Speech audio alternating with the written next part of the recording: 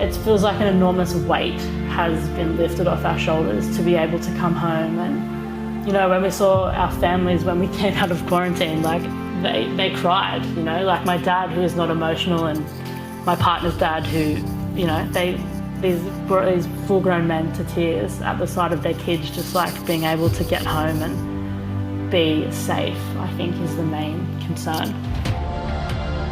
This is the Deep in the Weeds podcast. I'm Anthony Huckstep. Over the last 10 months, we've talked of the impact of COVID-19 on many hospitality professionals, how lucky we are down under, and the ongoing concerns still at play abroad. Something we haven't touched on much is the difficulties for many Australians trying to return home to reconnect and set up lives back home. Isobel Little is the new head chef of LP's Quality Meats in Chippendale, Sydney. Isobel, how are you going? Yeah, I'm good, Huck. How are you? Good. It's taken you a long time to get home. I understand you had planned to come home in June last year. Can you tell us what happened? Yeah, so it's been a bit of a mission. Originally, my partner and I had flights booked home for June. And before then, we were kind of toying with the idea about should we stay, should we go? Things were getting pretty intense over in Europe. We'd actually just had my family visit for about a month, and everything was fine. And then within a week, it kind of just went boom, skyrocket out of nowhere. This is happening. So we kind of made the decision to pack everything in and come home. We're both Australian, so how silly we were thinking it would be quite simple to get back here. And it was just, you know, one cancelled flight after another. A couple of different airlines. We spoke to the Australian government on a regular basis, trying to get on a commercial flight, because at this point they hadn't even started the repatriation flights. So we were lucky and fortunate in the fact that my partner kept her job. So she's a fashion designer, so she was able to work from home, which was really, really lucky for both of us. And then it was just basically, it was honestly a waiting and a chance game that kind of the next couple of months were just that. So quite stressful, pretty intense. We ended up getting a flight with Singapore Airlines. So now I'm just dedicated to only use Singapore Airlines from this point in time. But they were great. It was honestly so surreal, like that flight because they only connect through Singapore at the moment, and that flight from Singapore to Sydney, it must have had maybe 18 people in total. Yeah, and kind of going through Changi Airport was just like, it was empty and just out of this world. What a time to travel and try and manage those expectations of getting home, and just, yeah, turbulent time. Take us back to Europe. You were working in England, but you weren't living there. And can you tell us about what your work life situation was? Yeah, so originally I left Australia and I headed to New York, and I was there for about 6 to 8 months. And I basically had packed up. I kind of, funnily enough, wasn't actually working in a kitchen. I was actually studying engineering at the time. And I just kind of said, you know, I'm going to go see what it's all about, had some savings, and I also have a dual citizenship for the UK. So after New York, I ended up in London for about 3.5 years, just kind of working at a couple of good restaurants. And about halfway through that, I met Thomas Parry, who's the chef of Brat in Shoreditch in East London, which is kind of where I guess, found my feet again with cooking, and really found with Thomas, it was just a really great learning environment. And, you know, we were able to kind of really just connect, and I was able to cook freely with him, and that was great. And then I was offered an opportunity with my best mate to do like a series of pop-ups around London at a butcher shop called Hill and Schrock. I don't know, I'm not too sure if it's like a really tiny butcher shop in the East London. It's really great. So we did a few dinners there, and I kind of had a chat with Tom, and it was like, I think it's time for me to kind of try and do a few things on my own. I was actually heading to Paris to do a 3 to 6 month residency there at a restaurant called Le Flagrance. And then it all kind of came to a big halt because my girlfriend was offered a job in Amsterdam. So we kind of made the decision to move there together, and I was commuting to London from Amsterdam, which it sounds crazy, but actually it's really quite easy. Door to door, it took me about an hour and a half on the plane, and to get to the city centre of London from Amsterdam. So I was kind of FIFO, I guess you could say, for a while my best mate and I did these pop-ups and kind of looked into avenues of getting a summer residency. And then this thing with Paris was on the cards, and I was going to Paris on the train and kind of meeting producers and meeting the teams, and we were putting in a small grill at this restaurant, and it was all happening. And then I got a phone call from these guys in Paris in March, I guess, and they were just like, "That's not happening. We're really sorry. It's out of our control." So then everything just kind of came to a halt. And we finished the year in Amsterdam. So we had 8 months there, just solidly there, unemployed, which was great. Yeah, I managed to do a stage though in that time at a restaurant called Chambre Séparée in Ghent. Have you heard of those guys up there? No, tell us about it. Yeah, so Kobe Desremolts, he had a really good restaurant called Indie Wolf in Belgium.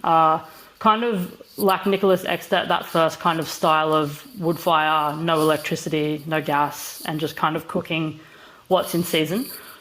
He went on to open Chambre Séparée, which is like a very small 16-seat restaurant that is kind of encapsulates the kitchen around that little bar, and the chefs serve the food and we have a conversation, and it's really open and you see everything. So during the lockdown, Ghent, which is a very small township in Belgium, was wildly unaffected by COVID. So they were able to remain open, and you could go if you got a negative COVID test, and all those things that we needed to do. And I ended up having a month with them up there and just kind of living and commuting up there through Belgium, which was great. Again, no electricity, no gas, lots of wood fire, no charcoal, and just lots of really good guys cooking great food, just kind of under a radar, and it was amazing. What was it like as a citizen living in Europe over the last year, and you're back in Australia now and obviously know what things are like here? How different was it in that lockdown over there for you? Yeah, look, when we got home, I hadn't been to a pub in about 8.5, 9 months. So the first thing I did when I got back was we went to a pub and had a headmaster pint, and it was just honestly so good. The lockdowns in Europe, and especially in the UK, were really severe. So the lockdowns initially were through summer, not that, I guess you would say not that policed. And then kind of after summer ended, and I think everywhere had kind of stayed open, maybe that's when things got a bit more serious, because people had been able to kind of go from country to country and then come back, and it was only recommended back then that you self-isolate for those 10 days. And as you can imagine, I don't think many people were self-isolating. So then that second wave that came and affected Europe was it was huge. So the next lockdown that they went to was between 8 a.m. and 5 p.m. You weren't able to leave your house. And it was just mental. You were allowed to go out once for exercise, and if you had a dog, you could go out later than 5 p.m. But if you had no reason to be out of the house after 5 p.m, it was just, that was it. So being back here and being able to, I hugged my mum and I was like, do you want a hug or do you want a handshake? What's happening here? And she was just like, I want to hug you, like, don't be daft. But yeah, it's been surreal. And being able to eat in a restaurant, like my girlfriend and I are just like, every night we're like, should we go somewhere, because we can. So we're very lucky and very fortunate to have made it back here. A little earlier, you mentioned that you detoured away from cooking to do an engineering degree. What led to that detour? Well, I started cooking at quite a young age. So my parents let me leave school when I finished year 10. And they were really supportive. If you get yourself to TAFE and you find a job, like, you can do this, because I had been washing dishes in a little small cafe and kind of caught the bug a little bit. And they were really great. They were like, if you can organise it, we'll support you. So I did, and I went down that path and did TAFE and an apprenticeship in Newcastle, and kind of worked at a few restaurants that I don't think they exist anymore. And then I decided that when I turned about 20, I was like, I really haven't had the chance to party, or, you miss all those events, birthdays, Christmases, like, you know how it is. You have to work, it's hospo. So I just kind of thought, there has to be another way where I can be in this industry that isn't so intensely, like, with the workload. So I thought about maybe getting into designing and building commercial kitchens. So I went to the Newcastle University and did the equivalent to the HSC, which then it's called the New Step program. And I got the marks to study engineering and just gave it a crack, and I enjoyed it. It was interesting. My girlfriend at the time, halfway through my degree, decided she was moving to New York. And as you do when you're in love, you kind of say, great, I would really enjoy coming there with you. So I kind of packed up all my bags and I followed her there. And it was great. We travelled America. We lived there. Well, she still lives there, but I lived there for about 6 to 8 months, just eating and drinking and a couple of little work experience things here and there, but nothing major in terms of work. But it was there where I met just this, to me, another breed of people from hospitality. It was meeting people who had chosen, these paths in hospitality and these careers because they could, not because it was under circumstances that they needed to. It was because they really fucking enjoyed what they did. And meeting those people from Newcastle to New York, it was just like, holy shit, like, this is where I need to be. And that was kind of, I did a big 360, I guess. Started, stopped, and then was like, you know what? This is actually where I need to be. I'm relatively good at it, and I want to see where I can go with this and see what happens. Your love for food started at a really young age. Can you take us back to your upbringing in a rural country town? Yeah, so I was actually born in a kitchen, which is hilarious. Yeah, my mum was a midwife, or she was a midwife, and had my sister, and then with her second baby was like, you know what, I can probably manage. So I was on the kitchen floor halfway through the day. My dad went out to get, the Australian Chinese takeout, and when he came back, I was there.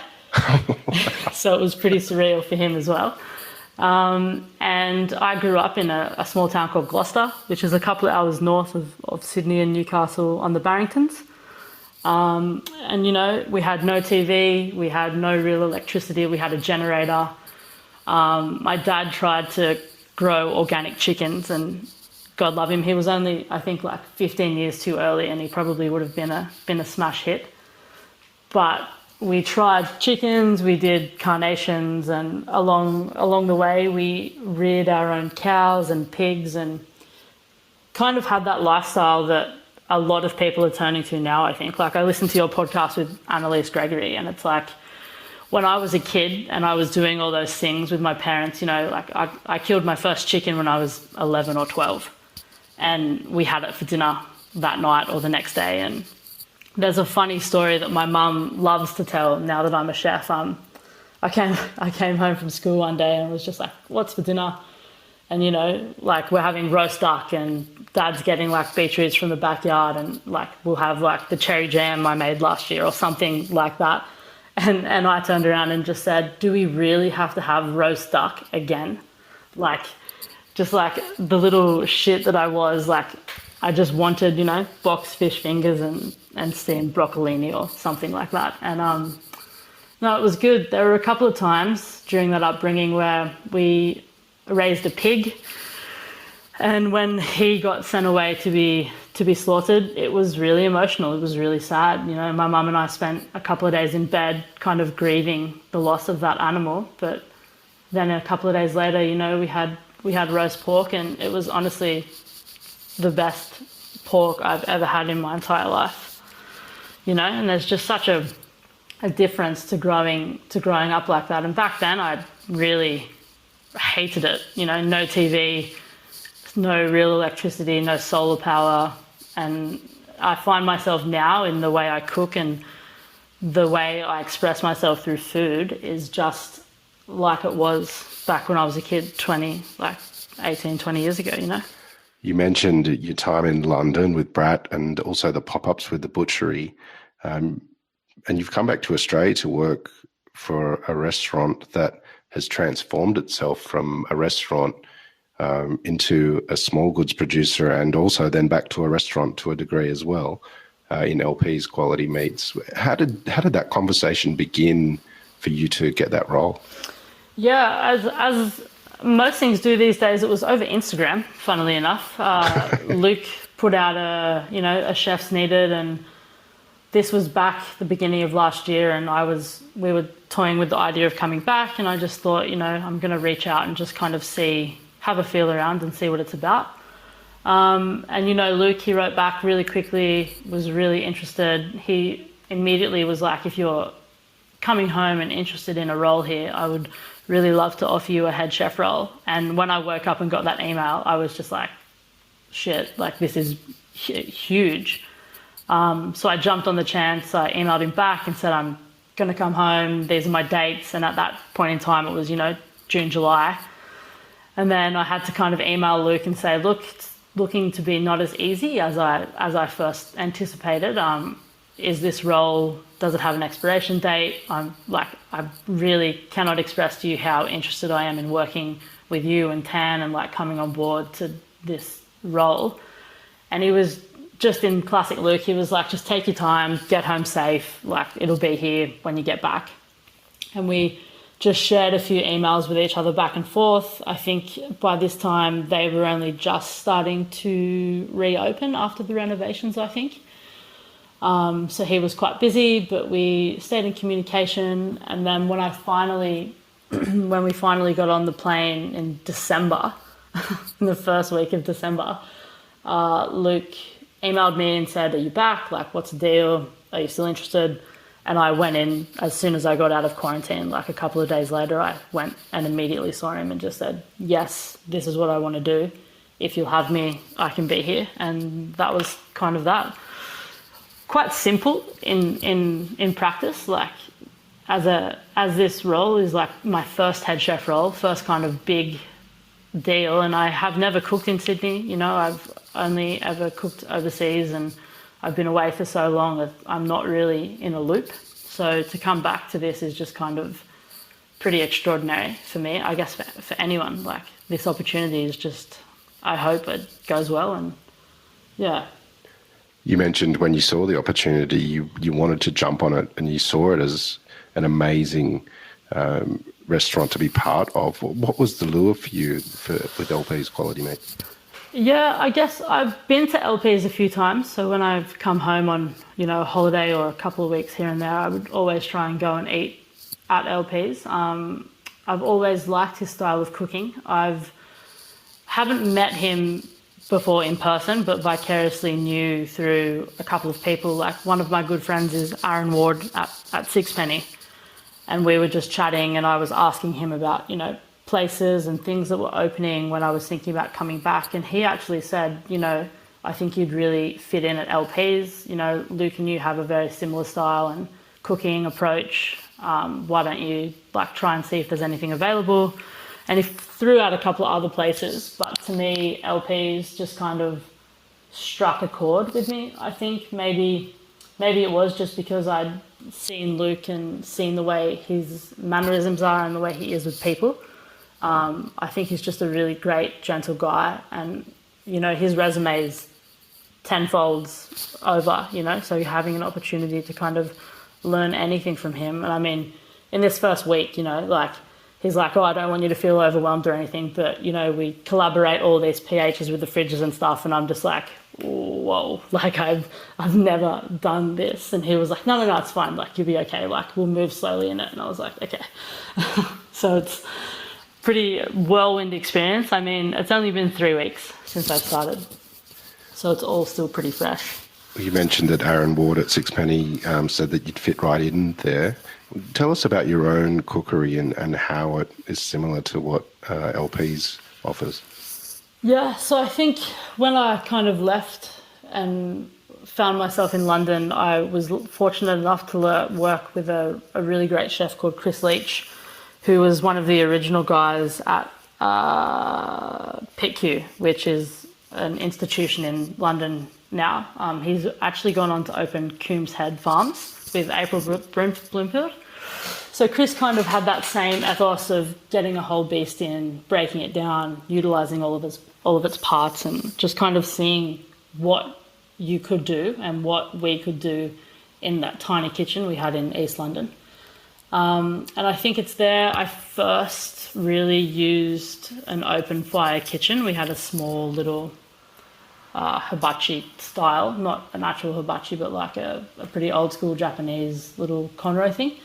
So we kind of had that, and we were playing around with different woods and charcoals and kind of cooking Chris's food, but in our own style. He was quite good and quite footloose with what our approach was to his menu was kind of acceptable. And I think it was there I really found that I enjoyed cooking A, over fire, and B, utilising ingredients that I had never really heard of before. So in the UK, and I know Australia has great produce, but I had never worked in a really good restaurant in Australia. So kind of getting over to the UK and just seeing an abundance of stuff, I guess, just everything you could ever possibly think of, it was there and it was available. And I think from there is where I met Thomas, and he really drove home to me that cooking of from your past, from your childhood.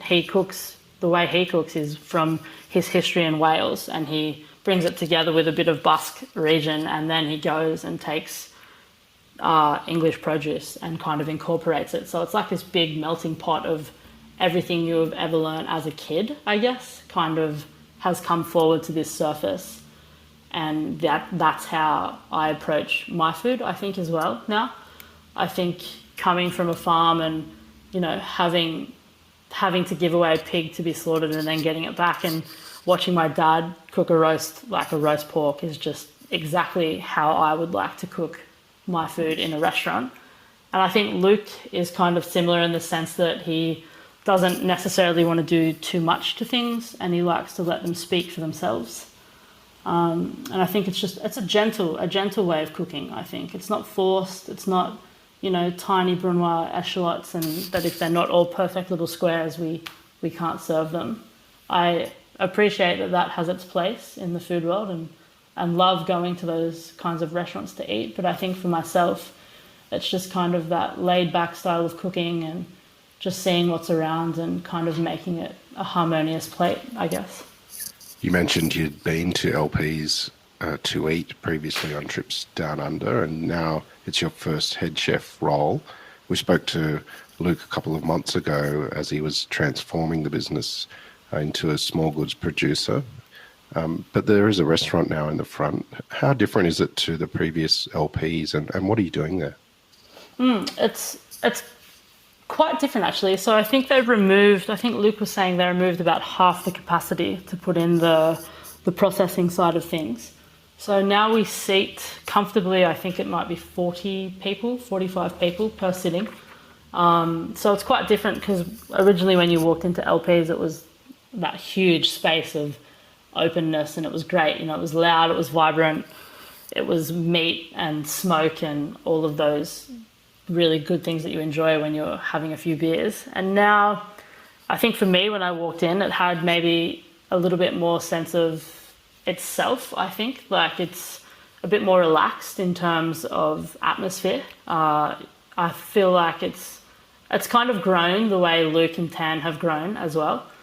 Like, it's a bit more mature maybe now, and I feel as if when you kind of walk in there, you're greeted with the salumi section that the guys in the wholesale are making, and you have the chance to like try a little bit of the saucisson, and you're available to buy these things and take them home, and it just feels like it's almost working in harmony, like with itself almost.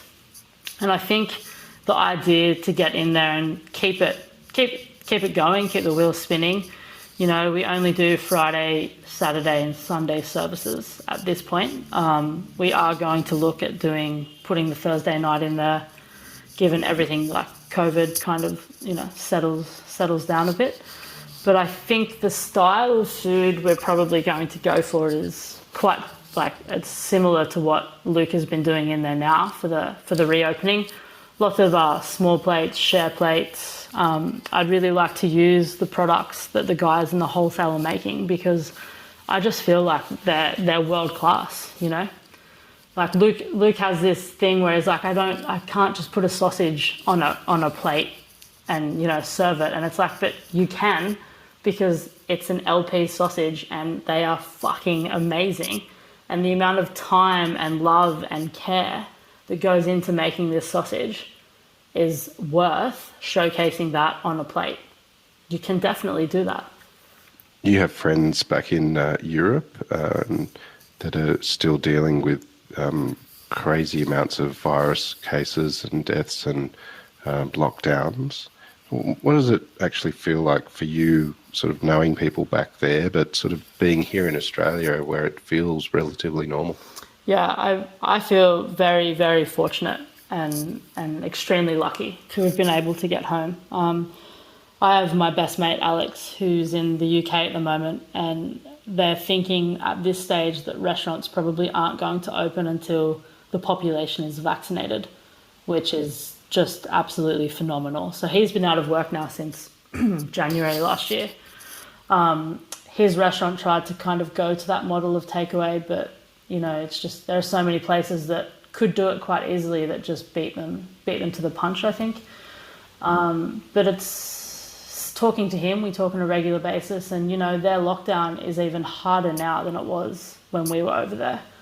You're only allowed out to exercise like once a day, and the rule of like 6 people in your home is still intact, so you're only allowed to have 5 people around.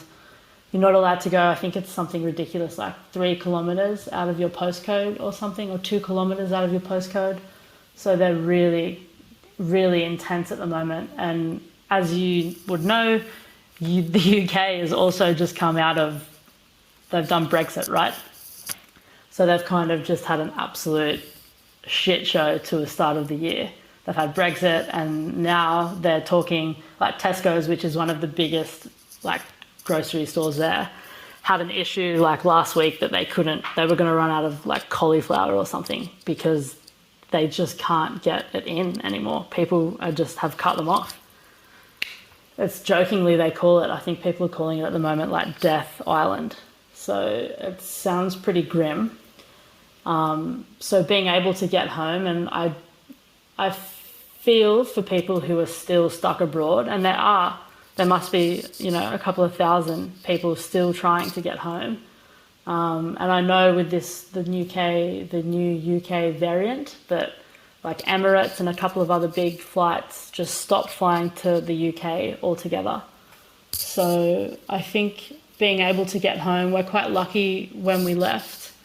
And I think that it is surreal to be here in Australia and to be, I know we're not meant to, but like I said, like to hug my mum or to, go around to my girlfriend's parents' house for dinner and just be able to sit in the company of people and not be worried anymore is just a huge relief. Like, I can't even explain it in words. Like, it's just kind of like, it feels like an enormous weight has been lifted off our shoulders to be able to come home. And, when we saw our families, when we came out of quarantine, like, firstly, I could have kissed the concrete, but secondly, like, they cried, like my dad, who is not emotional, and my partner's dad, who, these brought these full-grown men to tears at the sight of their kids just, like, being able to get home and be safe, I think, is the main concern. What's it been like for you, having had that experience? Has the last year changed you?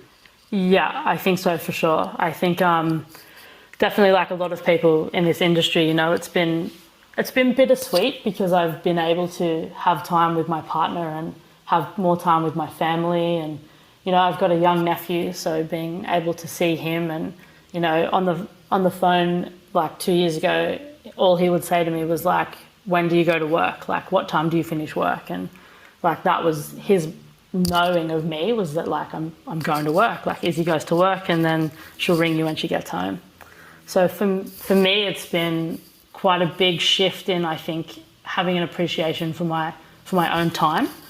Definitely having an appreciation for other people's time, and just kind of knowing that it's okay to slow down. It's okay to say no, which is a huge thing for me. And it's something that I've been practicing for the past 10 years.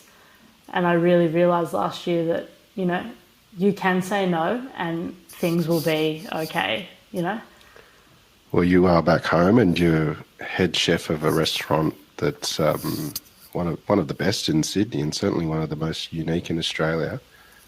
What are you most looking forward to as the role continues? I know you're only 3 weeks in, but what are you really excited about?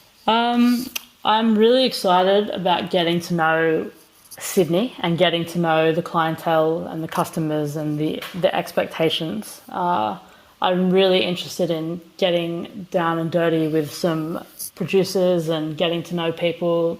I've only just started doing the ordering like this week for LPs, so kind of finding my feet in a rhythm with finding people that, like, two providores that do the dry goods and a few other people, and Haverick meats and stuff, and just kind of meeting people and being able to freely meet people and have a conversation. And I'm looking forward to, within reason, putting my own spin on a few things at LPs, and hoping to just keep that menu light, fresh. I really would like to get into the vibe of, every couple of weeks having a good change and a reshuffle. I really enjoy the teaching aspect of the role.